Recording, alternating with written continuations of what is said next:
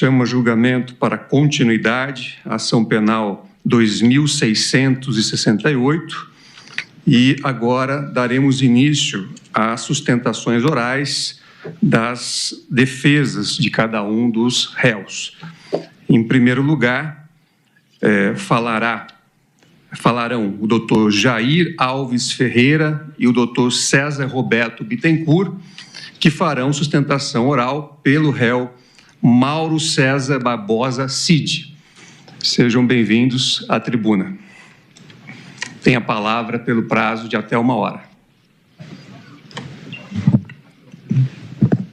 Boa tarde, senhor ministro-presidente, Cristiano Zanin, ministra Carmen Lúcia, ministro Flávio Dino, ministro Fux, excelentíssimo senhor ministro relator Alexandre de Moraes, em nome de Vossa Excelência, cumprimento todos os integrantes da Corte, senhor procurador-geral, aqui presente não é o doutor Paulo Gonet, mas seja bem-vindo ao início da sessão. Antes de fazer, eu preciso fazer uma consideração, antes de começar a fazer a sustentação oral, que é o prazer e o privilégio de estar nessa Corte para defender o Estado Democrático de Direito.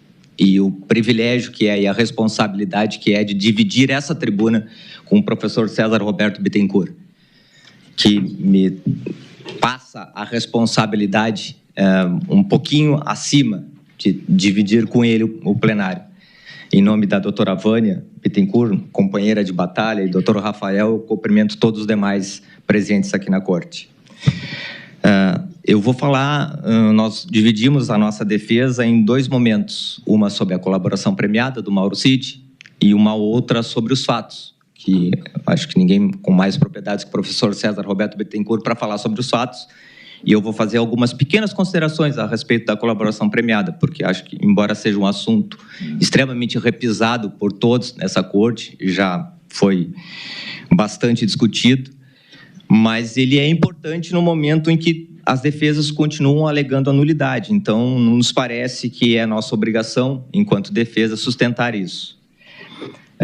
Antes de começar, propriamente, a discutir a colaboração premiada, eu preciso apresentar o Mauro César Barbosa Cid, a todos, porque até então ele é apresentado no processo e vem como colaborador, o delator, o ajudante de ordens do presidente da República. Mas, na verdade, o Mauro Cid é um tenente-coronel com mais de 30 anos de exército.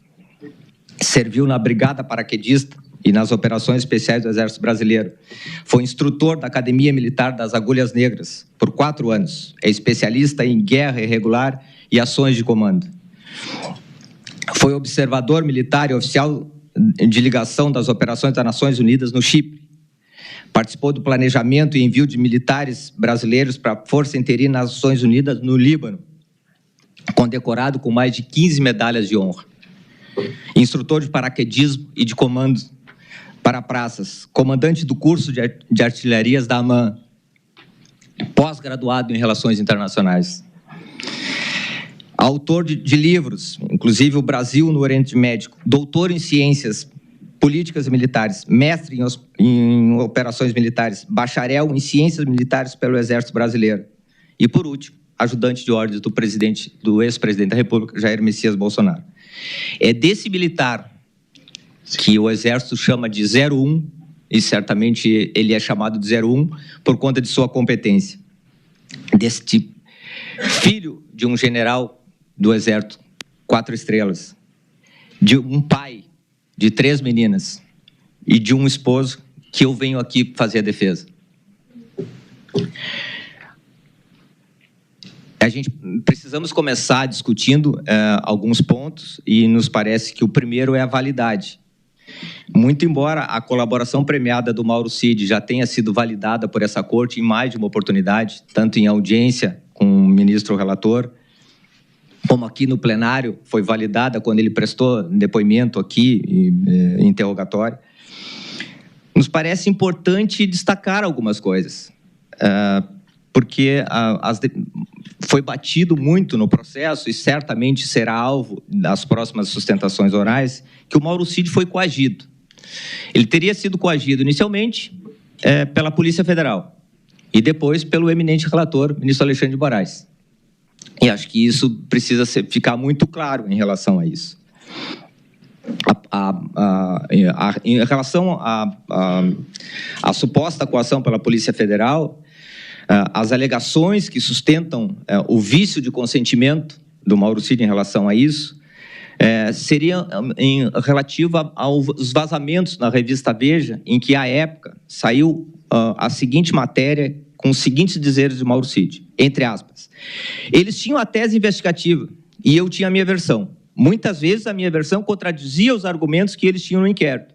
E eu falava, não, a minha versão não é essa. Isso aqui eu sei, isso aqui eu não vi. Eu tinha outra linha argumentativa, né? E eles estavam investigando. E a minha, eu estava trazendo a minha versão dos fatos, era outra. Isso aqui não é coação. O Mauro Cid está reclamando da posição do delegado. Isso é direito.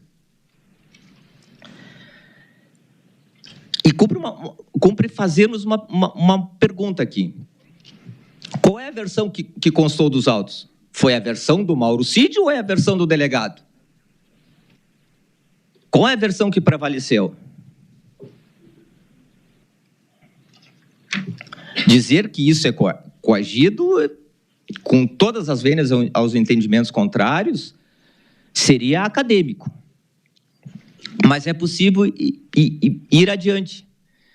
Qual é o delegado que não tem uma tese confrontante com quem ele está investigando ou com quem ele está perguntando? O delegado que não tiver uma linha de investigação e não puder questionar a quem ele está interrogando, seja indiciado, investigado, testemunha, ele não tem nada. Ele vai perguntar o quê? O que ele vai perguntar se ele não tiver argumentos para formar uma convicção, pelo menos que seja indiciária naquele momento? Se ele não tiver isso, ele não tem nada. Eu posso não concordar com o relatório e com o indiciamento do delegado. E, de fato, não concordo. Agora, nem por isso eu posso dizer que ele coagiu o meu cliente ou que ele cometeu uma ilegalidade. E aqui eu vou fazer uma ressalva, e preciso fazer por uma questão de lealdade processual.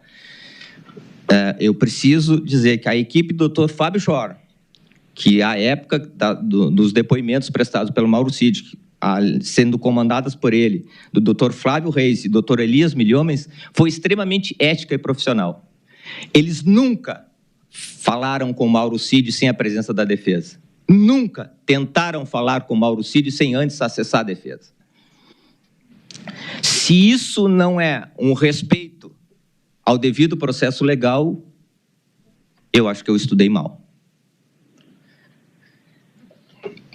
Mas nós podemos ir adiante. Esses mesmos áudios vazados na Veja falam mal de Vossa Excelência, ministro Alexandre de Moraes. Vossa Excelência deve estar acostumado com isso. Mas eles falam, em nenhum momento, esses áudios, em nenhum momento, esse áudio vaza qualquer coisa em relação à colaboração premiada. Em nenhum momento ele diz, ele especifica, ele fala, olha, isso aqui eu falei isso, é isso. Não, ele confronta as ideias e a investigação, o que é normal. E acho que é muito legítimo dentro de um Estado democrático de direito em que o devido processo legal tem que ser preservado. Qual é o indiciado? Qual é aquele que é preso? Qual é o investigado que concorda com o delegado e com o juiz? Vossa Excelência, ministro Zanin, que recentemente passou com maestria por essa tribuna da defesa aqui, Vossa Excelência já teve algum cliente que alguma vez na vida concordou com o juiz que determinou a prisão? Ou com o delegado que o indiciou? Eu acredito que não. Eu acredito que não. Se Vossa Excelência teve, foi muito privilegiado. E o seu cliente de muitas luzes. Porque é normal, faz parte do ser humano. Se o ministro Alexandre de Moraes tivesse determinado a minha prisão, eu também teria reclamado dele. Não sairia na Veja porque eu não tenho expressão para isso. Mas eu teria reclamado de Vossa Excelência. Porque faz parte. E o Estado democrático, a legitimidade, me permite que eu faça isso. E é por isso que nós estamos nessa tribuna.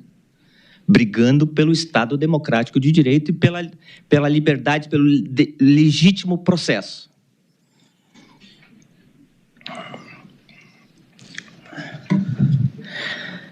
Eu posso não concordar E eu não concordo, e em alegações finais falamos isso. Nós não concordamos com o pedido de condenação do ministro Gonet. Mas nem por isso eu posso dizer que ele me coagiu, nem o ministro Alexandre de Moraes e nem o delegado, porque aí eu estaria sendo desonesto. E isso nós não podemos fazer. A lealdade processual, ela tem que ser íntegra e ela tem que ser única para qualquer um que seja dos investigados. O legítimo direito de questionar é uma coisa.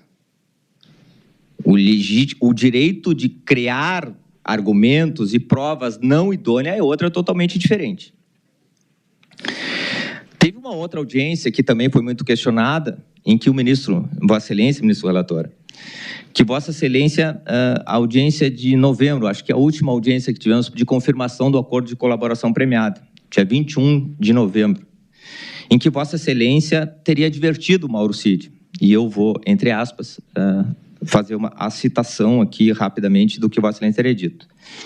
Caso eventuais omissões e contradições não fossem sanadas nos termos da legislação vigente, isso poderia acarretar a prisão preventiva e a rescisão do acordo de colaboração premiada, com efeito não apenas para o colaborador, mas também para o pai, sua esposa e sua filha maior. Isso aqui é coação? Vossa Excelência tinha obrigação de falar isso para o Mauro Cid. Vossa Excelência tinha obrigação de fazer audiência. O Mauro Cid tinha um contrato vigente. E não teria como rescindir o contrato se ele não tivesse o contraditório e o direito de se explicar eventuais pontos que não estavam claros. Se Vossa Excelência não tivesse feito isso, eu estaria aqui reclamando de Vossa Excelência. Mas isso não é ameaça. Isso é o devido processo legal. E não é só isso. O Mauro Cid estava numa audiência com o professor César Bittencourt, com a doutora Vânia, na presença do procurador-geral.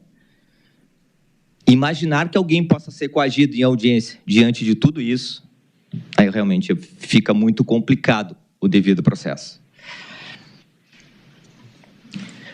Depois, surgiram boatos e tentativas de anular o acordo de colaboração premiada, também por conta de mensagens que seriam divulgadas e através de um processo, quando a defesa do coronel Marcelo Câmara juntou lá na ação penal 2693, uma suposta minuta de ata notarial, que nessa minuta, segundo o doutor Luiz Eduardo Kuntz, que juntou lá com a defesa, traria o exercício do Mauro Cid através de uma rede social do Instagram, Gabriela702. Isso é alvo de investigação. Isso está lá no inquérito 5005, faz parte de uma investigação requerida por nós e deferida pelo eminente ministro relator, em que nós sustentamos que esse Instagram não foi utilizado pelo Mauro Cid e que as mensagens não são idôneas. Isso foi juntado lá na ação como uma minuta de ata notarial. Minuta de ata notarial. Mas foi juntada nessa ação penal aqui como uma ata notarial. E que de ata notarial não tem nada. Nós não podemos validar uma colagem sob o aspecto de legalidade e de fé pública que tem uma ata notarial. O documento juntado lá na ação penal 2693 é um documento particular, que a defesa lá atribui de direito de defesa. Está tudo bem, mas é uma colagem privada, é uma ata caseira, digamos assim. Não tem, de notarial, não tem absolutamente nada. Não tem a fé pública, é um documento evidentemente sujeito ao contraditório. Faz parte, é direito dele juntar documentos? Não sei se... Quanto à legalidade, questionável. E eu não vou antecipar isso aqui, porque isso está em investigação. Eu só quero dizer que o que foi juntado nesse processo aqui não é ata notarial. Não existe ata notarial. E o cartório onde ela teria sido levada a construir minuto certificou a inexistência dela. Então, nós não estamos falando só por um argumento defensivo. Isso é exatamente o que o cartório disse. Olha, não tem nenhuma ata, essa ata não foi registrada, ela não existe. E o teor dessa ata também a gente precisa fazer um rápido ingresso no teor, porque a ata notarial juntada seria de conversas que Mauro Cid teria tido com então o doutor Luiz Eduardo Kuntz. Só que, por ofício do eminente ministro relator, ele oficiou a meta.